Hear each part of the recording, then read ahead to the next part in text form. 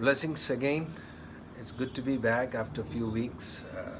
Many people have been asking for another episode of Kingdom Thoughts and Culture.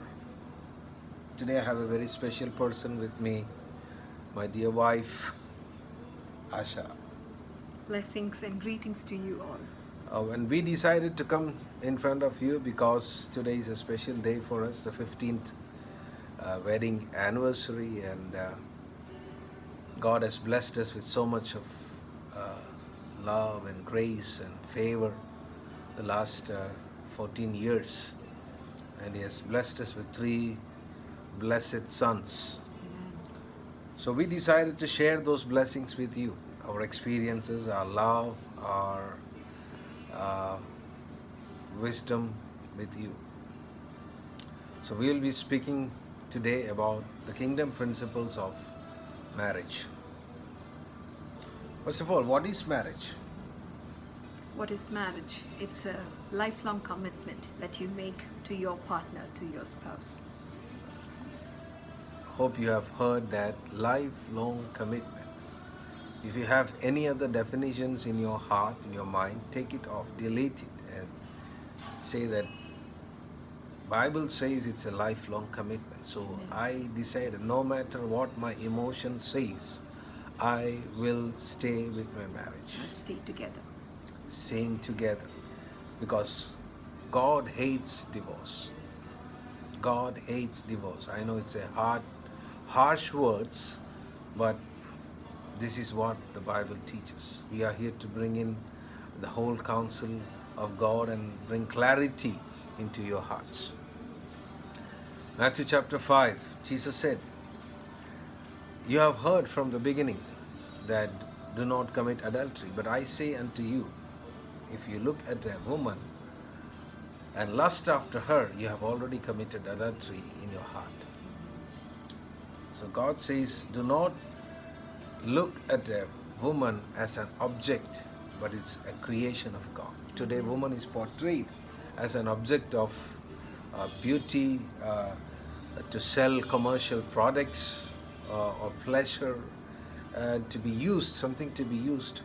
But God says, you have gone wrong, you have committed adultery. You have to see your spouse and also a person of the opposite sex as a creation of God. That's when you begin to appreciate and honor that person. That's where the true loves begin. The true love begins in the eye of the beholder. It's not when you look at the person with a lustful eye, but with the love that you have for the person.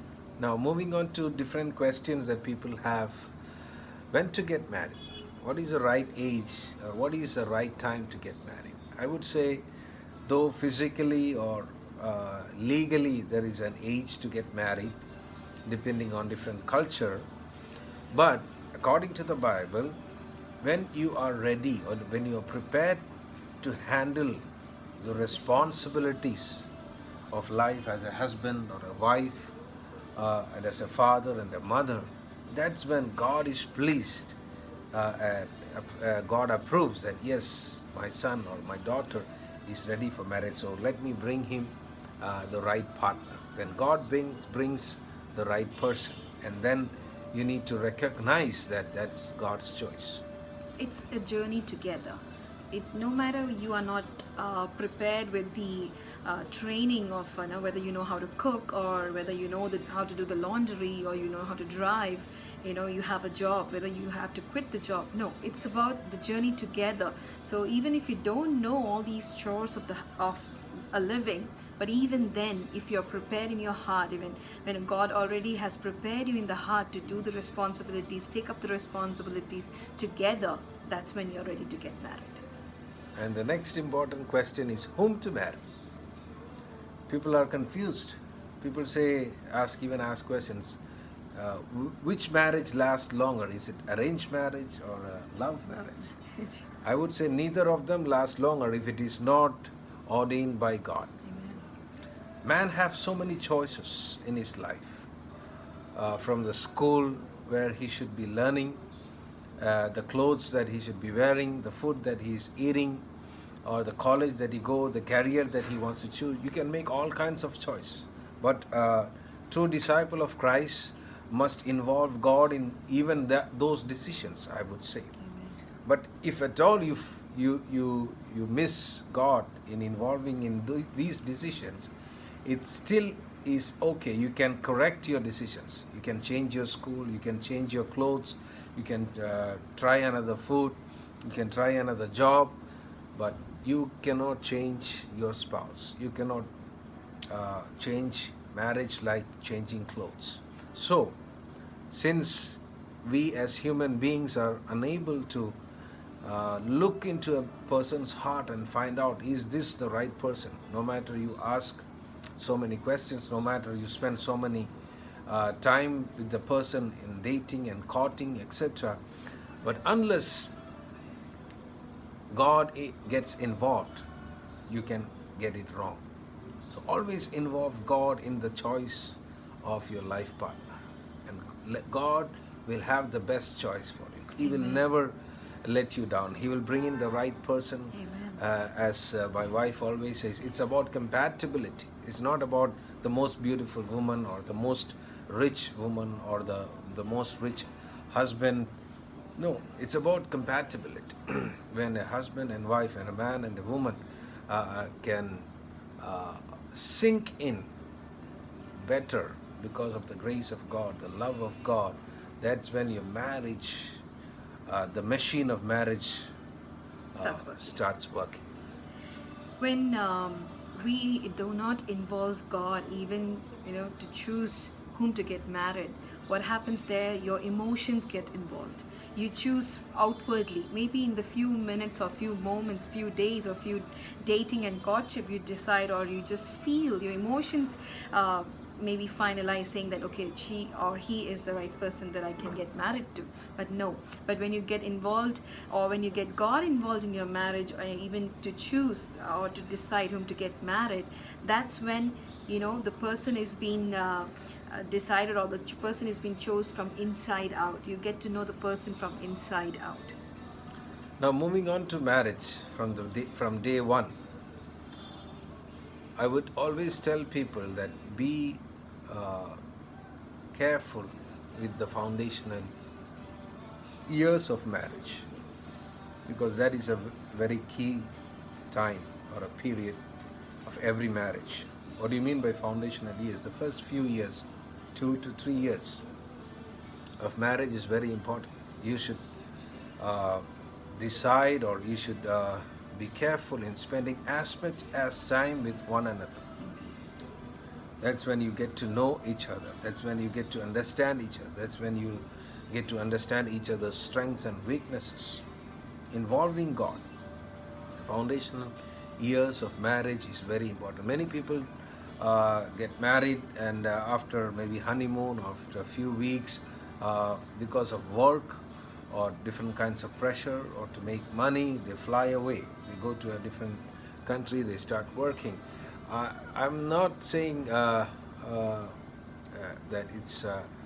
I'm not condemning you, but I feel for you with a compassionate heart. Let me tell you, no, you should stay together during the initial years of marriage. As my wife always says, together we can and together Together we we will. will. There is not a special duty that is assigned for a spouse or a husband or a wife. He should be ready to jump in and give a helping hand in any activities of the house.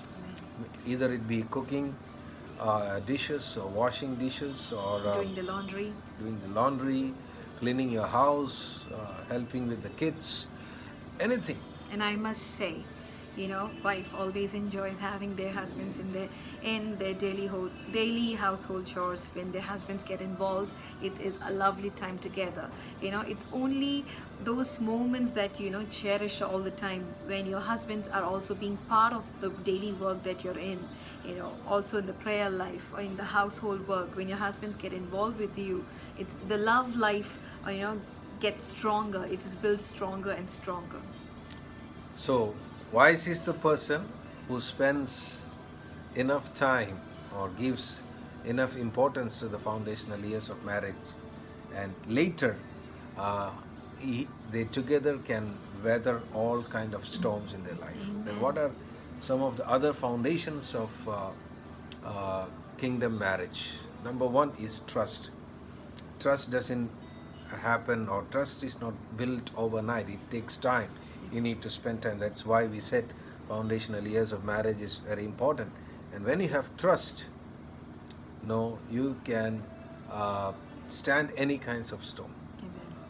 No, many marriages fall apart because of doubt, Lack of trust. lack of trust, and trust once broken is not easily mended. Mended. So be careful that you don't break the trust of your partner. Number two is transparency. So transparency is equally important as trust. You should have nothing that is hidden in your marriage from your spouse. Everything should be an open book that your wife or your husband should be able to read what is on your cell phones, or he should know or she should know the passwords of your computers, or of your mobiles, or your bank accounts. Everything you share, because now you are not two, now you have become one. Amen.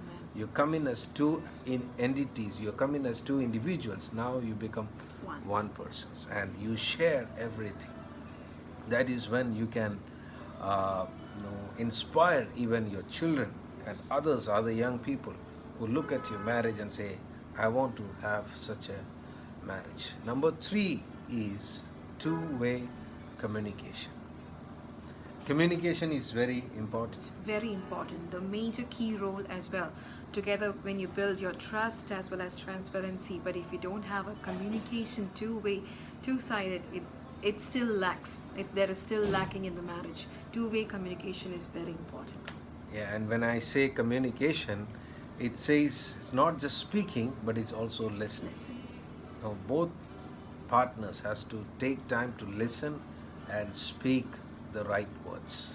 Now, choosing the right words to reply or tell is also part of a good communication. So Choose those right words to build one another. Words that can affirm each other in your marriage, words of love, encouragement, affirming. Those are the words that builds our marriage. So we are in it together. You should give each other the sense that we are in it together. Amen. You are not alone. You are not fighting it alone.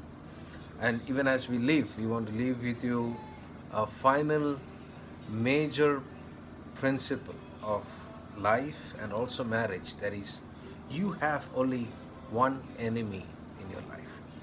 Your husband or your wife, your in-laws, No. or your friends. Nobody can become your enemy. You have only one enemy. That is the devil, Satan. Yes. When you look at the Bible, when God instituted marriage, the devil was after that family, after that marriage. So from the beginning until this time, even until the end of age, devil will be after marriages, and he is the real enemy. So you should know this truth and fight it together. I always tell, don't fight each other, but fight the enemy together. Who is the devil. Yes.